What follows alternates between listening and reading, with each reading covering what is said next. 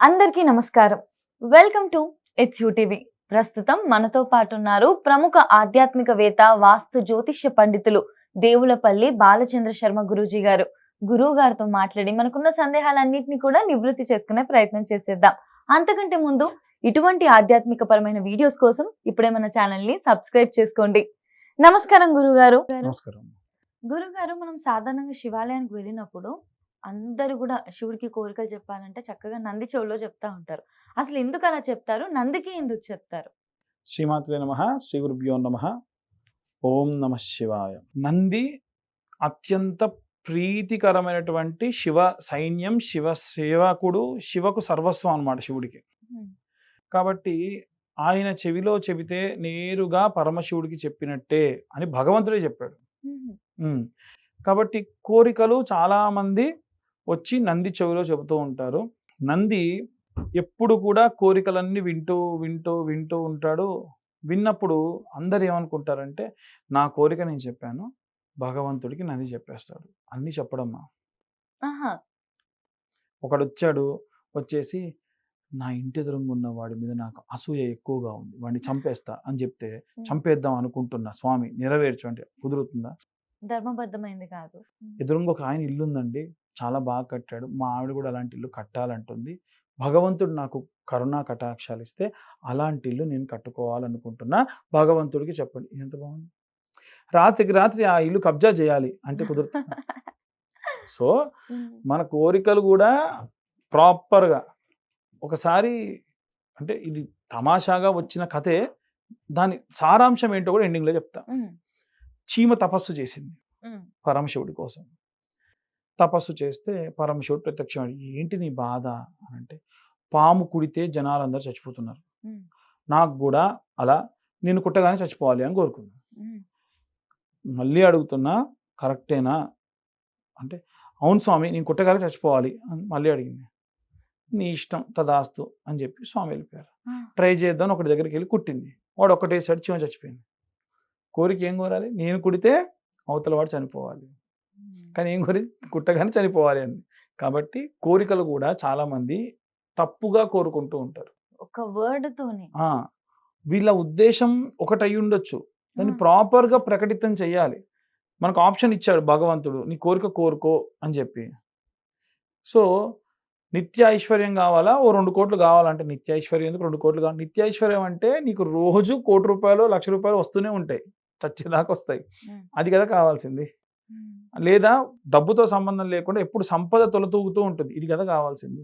ఓ 2 కోట్లు కావాలని కోరుకుంటే, అట్లా కోరికల్లో కూడా భగవంతుణ్ణి కరెక్ట్గా పద్ధతిగా ధర్మబద్ధమైన కోరికలు కోరుకుంటే ఖచ్చితంగా కోరిక నెరవేరుతుంది. అది నంది చెవులో చెబుతూ ఉంటారు.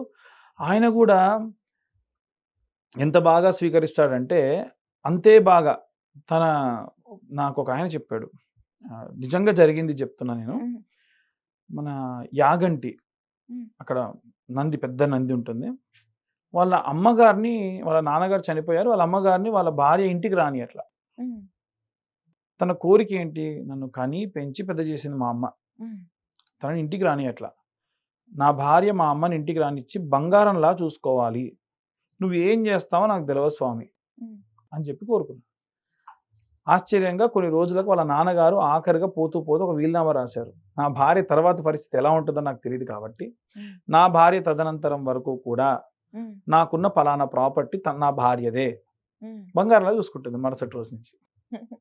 అంటే ఏదో రూపకంగా స్వామి నీకు ఆ కోరిక తీరుస్తాడు, దానికి నంది సహాయం చేస్తాడు.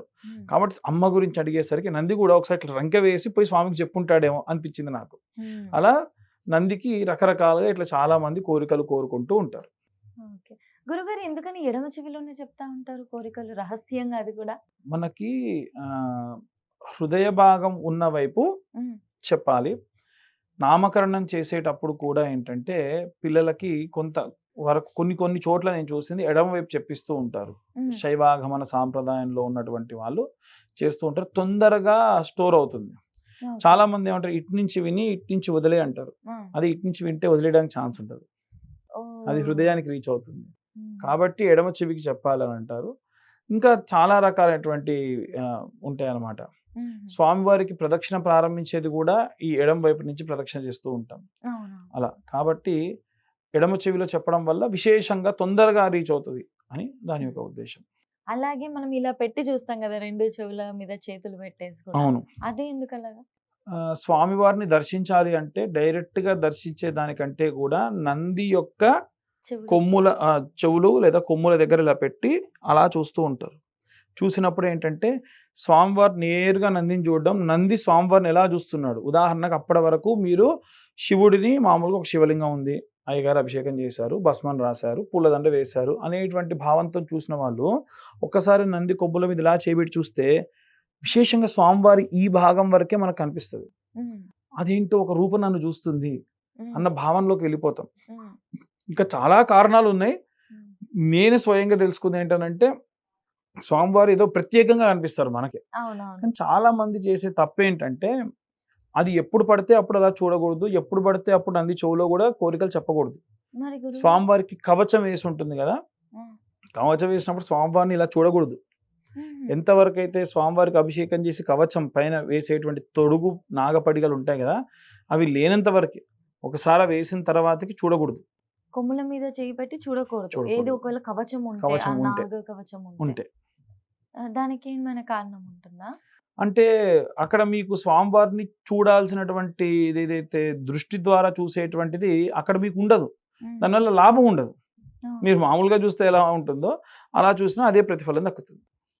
అందుకని మనము శివుడికి నందికి మధ్యలో కొంచెం స్పేస్ ఉంటది కదా, దాన్ని అలా మధ్యలోకి వెళ్ళి దాటుకుంటూ వెళ్ళొచ్చు కదా. అస్సలు శివుడికి నందికి మధ్యలో నుంచి ఎప్పుడు కూడా మనం వెళ్ళకూడదు.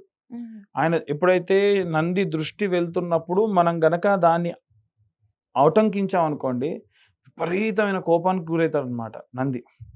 ఆ కోరికలు తీర్చడు, ఆ ఫలితం ఏదన్నా ఉంటే కూడా నెగిటివ్ రిజల్ట్ వస్తాయని కొంతమంది అంటూ ఉంటారు. ముఖ్యంగా తమిళనాడులో అయితే చాలా స్ట్రిక్ట్గా, మన వైపు చాలా మంది తెలవకట్ల దాడుతూ ఉంటారు. కానీ ఎట్టి పరిస్థితుల్లో శివుడికి నందికి మధ్యలో నుంచి మనం తిరగడం అంత శ్రేయస్కరం కాదు.